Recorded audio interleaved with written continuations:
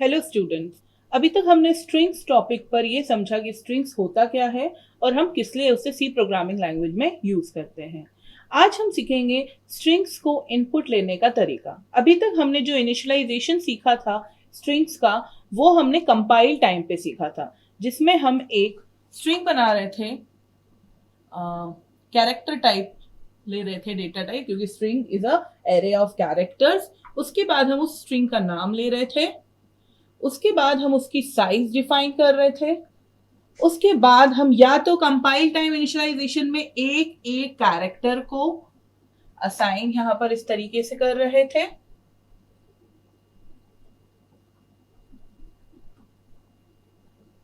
या फिर हमारे पास जो दूसरा तरीका था इनिशियलाइजेशन करने के लिए, उसमें हम डायरेक्टली डबल कोट्स के अंदर हमारा जो स्ट्रिंग था, जो टेक्स्ट था, उसे लिख रहे थे। ये था हमारा कंपाइल टाइम इनिशियलाइजेशन। अब हमें सीखना है कि हम रन टाइम पर इनिशियलाइजेशन कैसे करते हैं। एरेस के लिए हम रन टाइम पे इनिशियलाइजेशन किस तरीके से करते थे, हम लूप्स को यूज करके स्कैनएफ करते थे और उसके थ्रू हम हमारे 2D एरे या हमारा जो 1D एरे है उसके लिए हम एलिमेंट्स इनपुट यूजर से लेते थे। तो उसका तरीका क्या होता था, हम फॉर एग्जाम्पल 1D एरे लेना है ए इंटीजर टाइप का, जिसकी साइज है 5, तो उसकी वैल्यूज हमने यहां पर दी है 1, 0, -2, 3 एंड 4। ये है फॉर एग्जाम्पल हमारा 1D एरे। तो हम उसको कंपाइल टाइम इनिशियलाइजेशन इसी तरीके से करते थे।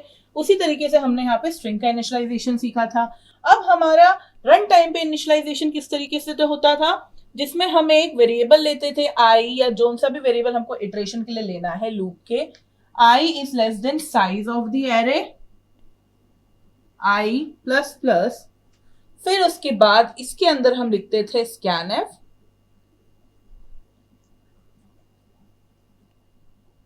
एरे के हर इंडेक्स वैल्यू के लिए उस इटरेशन पे आई की जो वैल्यू होगी उसके लिए हम लेते थे यूजर से इनपुट। तो इस तरीके से हम हमारे 1D एरे को, जो कि इंटीजर टाइप का होता था, इस तरीके से हम उसका इनिशियलाइजेशन करते थे रन टाइम पर। यहां पर हम इनिशियलाइजेशन किस तरीके से करते हैं, हाँ, इसके इनिशियलाइजेशन में हम यहाँ पर एड्रेस ऑपरेटर का भी यूज करते थे। अब हम बात करेंगे स्ट्रिंग्स के मैटर पे। स्ट्रिंग्स के मैटर पे हम इनिशियलाइजेशन करने के लिए ही स्कैनएफ का भी यूज कर सकते हैं, और स्कैनएफ के अलावा भी कुछ हमारे पास है एक और फंक्शन, प्री डिफाइंड फंक्शन, जिसको हम यूज कर सकते हैं। तो सबसे पहले हम स्कैनएफ को देखते हैं, हम स्कैनएफ को किस तरीके से स्ट्रिंग्स को इनिशियलाइजेशन करने के लिए यूज कर सकते हैं। फॉर एग्जाम्पल मेरे पास एक स्ट्रिंग है नेम नाम का, जिसका साइज है 10, और मैं यहां पर एक प्रिंटएफ लिख रही हूं, एंटर अ स्ट्रिंग। फिर मैं यहां पे स्कैनएफ यूज कर रही हूं, यहां पे मैं फॉर्मेट स्पेसिफायर यूज कर रही हूं %s। स्ट्रिंग किसी टाइप का डेटा टाइप नहीं है हमारे सी प्रोग्रामिंग लैंग्वेज में, वो एक एरे है कैरेक्टर्स का, बट हम उसके लिए एक फॉर्मेट स्पेसिफायर यूज कर सकते हैं, जिसको हम बोलते हैं %s। और यहाँ पे अब हमको यहाँ पे स्कैनएफ के बाद, जब हम यहाँ पर %s लिखते हैं फॉर्मेट स्पेसिफायर के बाद, हम लिखते थे उस पर्टिकुलर वेरिएबल या उस पर्टिकुलर एरे के एलिमेंट का एड्रेस लिखते थे यहाँ पर। बट स्ट्रिंग के मैटर में हमें यहाँ पे एड्रेस लिखने की जरूरत नहीं है, हम डायरेक्ट यहाँ पे स्ट्रिंग नेम पास कर सकते हैं, नेम।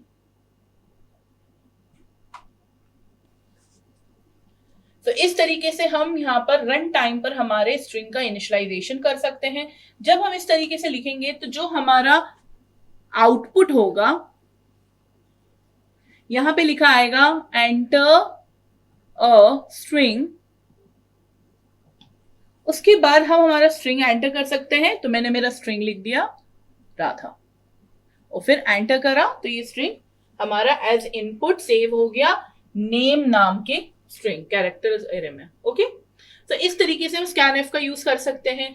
इसमें एक देखने वाली चीज ये है कि इसके लिए हमें लूप्स की जरूरत नहीं पड़ी, हमें यहाँ पे फॉर लूप या किसी भी प्रकार के लूप्स लगाने की जरूरत नहीं पड़ी। उसके पीछे रीजन क्या है, जब हम एरे को इनिशियलाइज करते हैं उस टाइम पर हमें पर्टिकुलर इंडेक्स वैल्यू पर ही चाहिए होती हैं वो एलिमेंट्स। यहां पर भी कुछ ऐसा ही है, लेकिन उसमें हमें उस एड्रेस का उतना ज्यादा हमें यहाँ पे एड्रेस ऑपरेटर लगाने की उतनी ज्यादा जरूरत नहीं पड़ती है, इसलिए हम यहाँ पर एड्रेस ऑपरेटर नहीं लगाते। डायरेक्ट हम यहाँ पे स्ट्रिंग का वेरिएबल का नाम यहाँ पे पास कर सकते हैं। दूसरी चीज हमने लूप्स नहीं लिखा, दूसरा हमारा है यहाँ पे एड्रेस ऑपरेटर की जरूरत नहीं पड़ी। लूप्स की जरूरत क्यों पड़ती है? क्योंकि इंडेक्स वैल्यूज के लिए हमें उस पर्टिकुलर इंडेक्स वैल्यू पर ही उसी इंटीजर टाइप के या फ्लोट टाइप के एलिमेंट को वहां पर हमें प्लेस करना है, और हमें एड्रेस ऑपरेटर की भी जरूरत यहाँ पर नहीं पड़ी। सो अगर मुझे इस स्ट्रिंग को प्रिंट कराना है तो उसके लिए मैं क्या करूंगी? उसके लिए मैं सिंपल प्रिंटफ का यूज कर सकती हूँ, और इसके अलावा एक और फंक्शन है जो हम नेक्स्ट वीडियो में समझेंगे कि किस तरीके से हम हमारे स्ट्रिंग को जो हमने इनपुट लिया है यूजर से उसको हम प्रिंट करा सकते हैं हमारे कंसोल पर। स्कैनफ के साथ एक ड्रॉबैक है। अगर मैं यहां पर मेरा इनपुट देना चाहती हूं पूरा मेरा नाम राधा रश्मि तिवारी,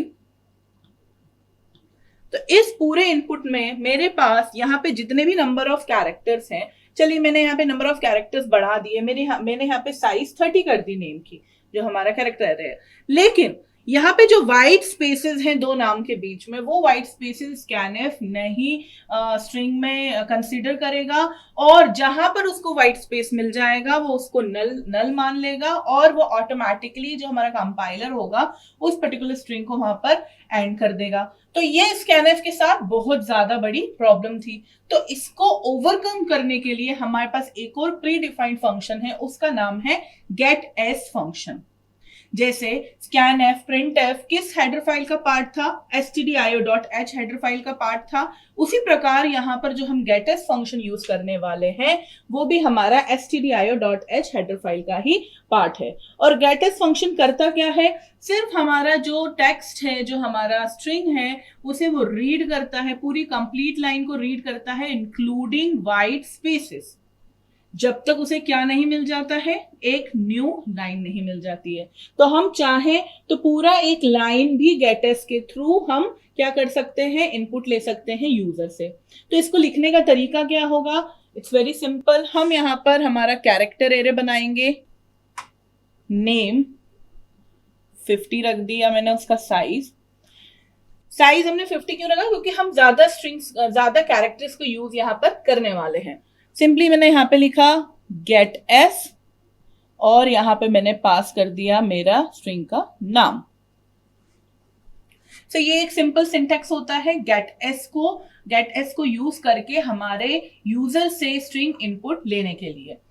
यहां पर हम जब भी हम यहां पर हमारा gets function compiler read करेगा तो वो यहां से चला जाएगा हमारे नेम स्ट्रिंग के पास, और वहां पे स्ट्रिंग में जितने भी हमारे पास अवेलेबल मेमोरी स्पेसेस हैं उसमें वो गेटस को किस तरीके से 1 बाइट एक के बाद एक सबको अलॉट करके वहां पर स्ट्रिंग को वैल्यूज दे देगा इंक्लूडिंग व्हाइट स्पेस।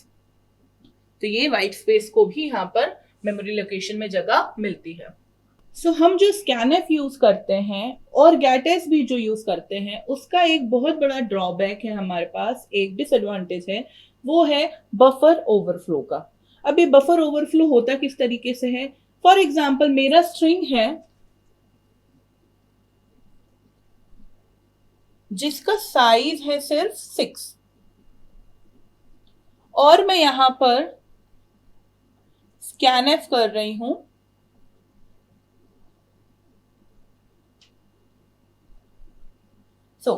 यहां पर अगर मैंने वैल्यू, मेरी जो स्ट्रिंग की वैल्यू है, फॉर एग्जांपल मैं यहां पर स्ट्रिंग दे रही हूं आउटपुट में राधा।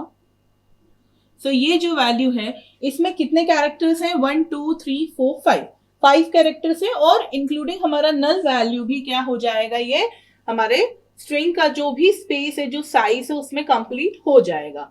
बट अगर मैंने इससे ज्यादा स्ट्रिंग एंटर करी, मैंने अगर इससे ज्यादा टेक्स्ट और नंबर ऑफ कैरेक्टर्स एंटर करे, फॉर एग्जाम्पल मैंने साथ में ही रश्मि भी लिख दिया है, अब क्या हो रहा है?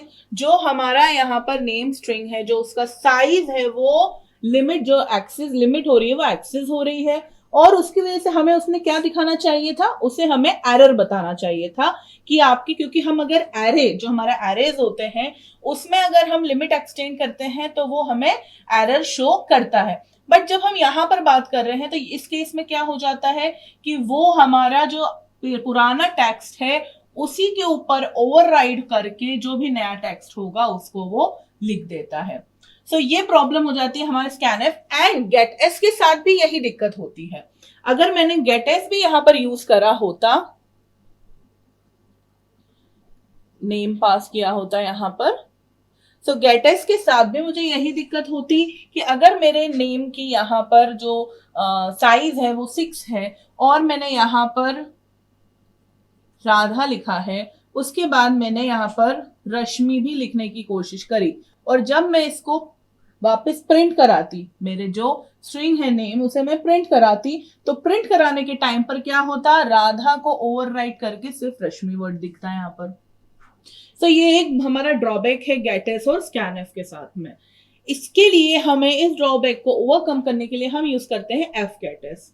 तो एफ गेटएस क्या होता है हम आने वाली वीडियोस में पढ़ेंगे, बट अभी के लिए हम हमारे स्ट्रिंग्स को इनपुट लेने के लिए हम गेटएस का यूज करेंगे, और अगर हमें सिंगल वर्ड यूज करना है तो हम स्कैनएफ का यूज भी कर सकते हैं। चलिए अब एक एग्जांपल देखते हैं। मुझे एक प्रोग्राम बनाना है जिसमें मैं इनपुट लेने वाली हूं यूजर से एक स्टूडेंट का नाम, उसकी सिटी और उसका मोबाइल नंबर, और ये तीनों ही एज अ स्ट्रिंग ले रही हूं मैं इनपुट। सो इसके लिए मेरा जो आउटपुट आएगा वो इस तरीके से आएगा, स्टूडेंट नेम, यहां पे हम स्टूडेंट का नाम डाल सकते हैं, फॉर एग्जाम्पल मैंने लिखा राहुल, एंटर करा। फिर उसके बाद यहां पर आना चाहिए सिटी, तो मैंने सिटी लिखी यहां पर भोपाल, फिर एंटर करा। उसके बाद आना चाहिए मोबाइल नंबर, और मैंने यहां पर जो भी हमारा मोबाइल नंबर है वो मैंने एंटर करा, और उसके बाद यही पूरी इंफॉर्मेशन मैंने देख ली है कि वो इनपुट हमारे स्ट्रिंग में जा रही है कि नहीं, यही हमें प्रोग्राम बनाना है। तो इसके लिए हमें क्या करना पड़ेगा, हमारी हेडर फाइल्स इंक्लूड हो गई, उसके अलावा अब हमको यहाँ पर वेरिएबल्स बनाने हैं। सो हमारे स्ट्रिंग वेरिएबल्स है, क्योंकि स्ट्रिंग टाइप का इनपुट लेना है तो कैरेक्टर डेटा टाइप लेंगे। उसके बाद पहला स्ट्रिंग है हमारा स्टूडेंट का नाम, तो मैंने उसका नाम रख दिया एस नेम, जिसका साइज मैंने रख दिया 30। दूसरा स्ट्रिंग है हमारा सिटी, तो उसका नाम मैंने रख दिया सिटी और उसकी मैंने साइज रख दी 10। तीसरा स्ट्रिंग है हमारा मोबाइल नंबर, तो मैंने मॉब नाम रख दिया और इसकी मैंने रख दी है 11 लिमिट साइज। फाइन। इसके बाद हम यहां पर क्या करेंगे, एक प्रिंटफ स्टेटमेंट का यूज करेंगे। प्रिंटफ एंटर स्टूडेंट नेम, और मैं यहां पर अब गेट एस का यूज कर रही हूं और मैं डायरेक्टली मेरे स्ट्रिंग नेम को यहां पर पास कर रही हूं। फिर उसके बाद मैंने यहां पर एक और प्रिंटफ लिखा जिसमें मैंने लिखा है एंटर सिटी, फिर उसके बाद हमने गेट एस करा फंक्शन यूज और उसमें मैंने पास कर दिया सिटी स्ट्रिंग को। नेक्स्ट लास्ट जो हमारा है वो हमने यहां पे कराया एंटर कॉन्टैक्ट नंबर, और मैंने यहां पे गेट एस का यूज करके मॉब स्ट्रिंग को भी पास कर दिया और फिर गेट सी एच एन हमारा यहां पर प्रोग्राम क्लोज हो गया। सो जैसे ही हमारा जो कंपाइलर है वो इस लाइन पर आएगा, इस लाइन को रीड करेगा, तो वो हमारे मेमोरी में स्ट्रिंग्स के लिए स्पेस बना देगा। इस स्ट्रिंग की स्पेस कितनी हो जाएगी, इस स्ट्रिंग की स्पेस कितनी हो जाएगी हमारी 30 कैरेक्टर्स हैं हमारे पास यहाँ पर, और हर एक कैरेक्टर का कितना बाइट होता है, स्पेस 1 बाइट होता है। तो यहाँ पर हमारी जो साइज हो जाएगी वो 30 एक्वायर हो जाएगी हमारे मेमोरी में। फिर उसके बाद सिटी के लिए हमारी 10 एक्वायर हो जाएगी और मॉब के लिए 11 एक्वायर हो जाएगी। यहां पर जैसे ही ये पास होगा गेट एस फंक्शन पर आएंगे, प्रिंट एफ रीड करने के बाद एस नेम नाम से रहेगा हमारा, और यहां पर हमने एस नेम में फॉर एग्जांपल वैल्यू राहुल देते हैं तो यहां पर हमारे स्ट्रिंग में सेव हो जाएगा। और लास्ट वाला फिर उसके बाद जितने भी हमारे हैं उसमें हम और भी स्ट्रिंग ऐड कर सकते हैं अगर चाहें तो, नहीं तो ये हमारा स्ट्रिंग यहां पर एंड हो गया। उसके बाद हमारा नेक्स्ट स्ट्रिंग सिटी है, उसकी वैल्यू हम यहां पे असाइन कर देंगे।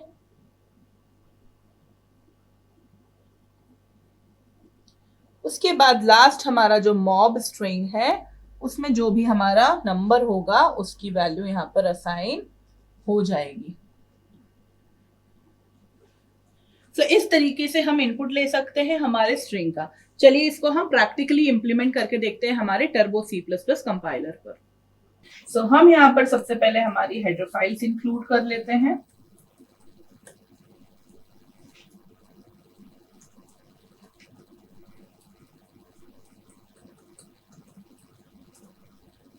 उसके बाद हमारा मेन फंक्शन। नेक्स्ट अब हम यहाँ पर हमारे स्ट्रिंग्स बना रहे हैं, कैरेक्टर एरेस बना रहे हैं। पहला है एस नेम जिसका साइज हमने 30 दिया था। दूसरा है सिटी जिसका साइज मैंने 10 दिया था। तीसरा है हमारे पास मॉब जिसका साइज मैंने 11 दिया था। उसके बाद क्लियर स्क्रीन फंक्शन। अब हम यहाँ पर एक प्रिंटफ लिखेंगे जिसमें हम लिख रहे हैं enter name of the student, और हम यहाँ पर गेट एस फंक्शन का यूज कर रहे हैं। S name. Next printf function हम यूज करेंगे सिटी को प्रिंट कराने के लिए। एंटर द नेम ऑफ, या फिर enter the city.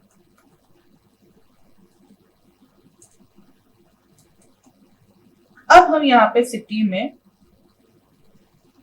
Scanf use करते तो क्या होगा हम बाद में देखेंगे, पहले हम गेट एस यूज करते हैं और यहाँ पे सिटी पास करा मैंने।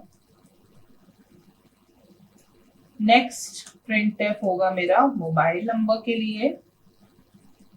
एंटर कॉन्टैक्ट नंबर,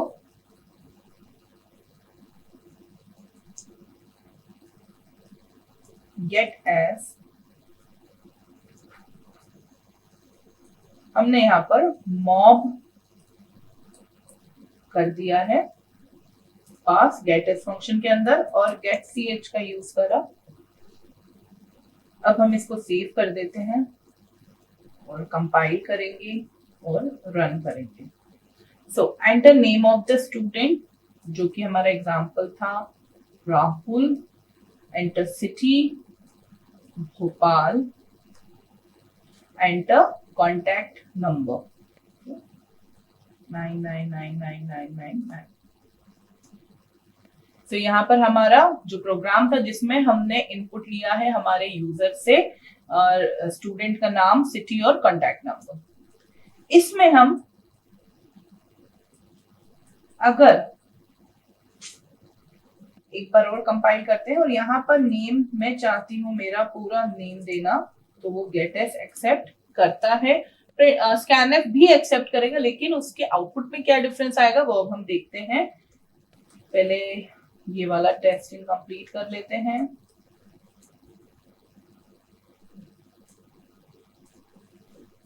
अब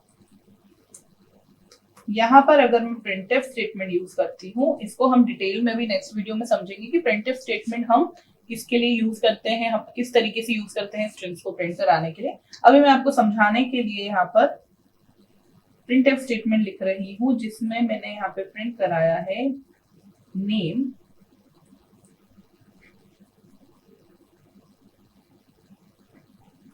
और यहाँ पे मैंने लिखा एस नेम।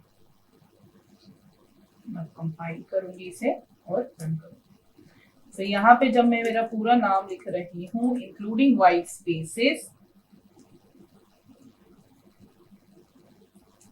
तो मुझे मेरा इंक्लूडिंग व्हाइट स्पेसेस यहाँ पर नाम पूरा दिख रहा है। लेकिन अगर मैंने यहाँ पर प्रिंट गेट एस की जगह पर मैंने स्कैनएफ का यूज करा होता, स्कैनएफ परसेंटाइल एस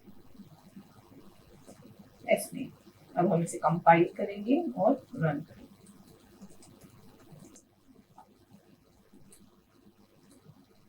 तो आप देख पा रहे हो स्कैनएफ का यूज करने की वजह से व्हाइट स्पेस जहां मिला स्कैनएफ को कंपाइलर को, वहीं उसने कंसीडर कर लिया कि हमारा ये स्ट्रिंग क्या हो गया है, अब एंड हो गया है, उसने नल वैल्यू ले ली वहां पर। तो इसलिए सिर्फ यहाँ पे राधा प्रिंट हुआ, व्हाइट स्पेस के बाद जो भी लिखा था वो प्रिंट नहीं हुआ है। अब हम यहाँ पर ये समझते हैं कि जो मैं आपको बात बता रही थी बफर का,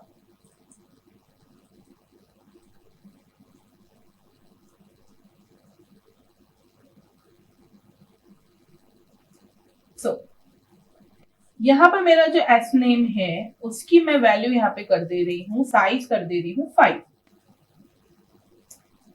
और बाकी सारे स्ट्रिंग्स हटा दे रही हूँ और हम सिर्फ एस नेम देखेंगे। इसे हम कंपाइल करेंगे और रन करेंगे। याद रखिएगा साइज अब 5 है। सो मैंने यहाँ पे लिखा राधा रश्मि तिवारी। तो स्कैनएफ यूज कर रहे थे इसलिए हमें उसने अभी सिर्फ राधा दिखाया है।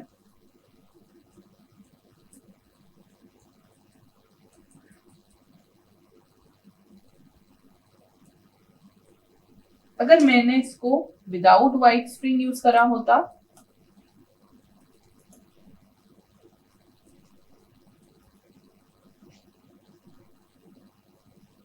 तो इस तरीके से हमारा नाम आ जाता।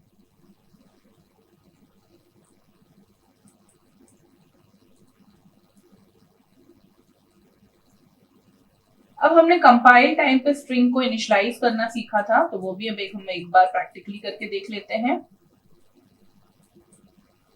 इसके लिए हमें इन दोनों की जरूरत नहीं पड़ेगी।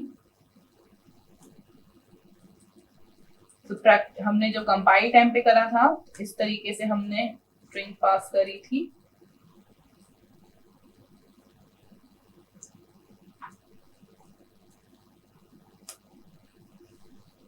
ठीक है,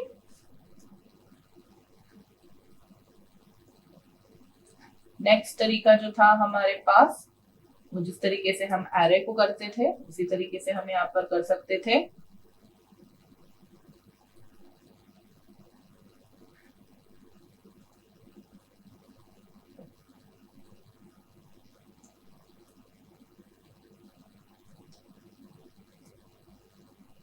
और लास्ट हमारा होगा नल वैल्यू।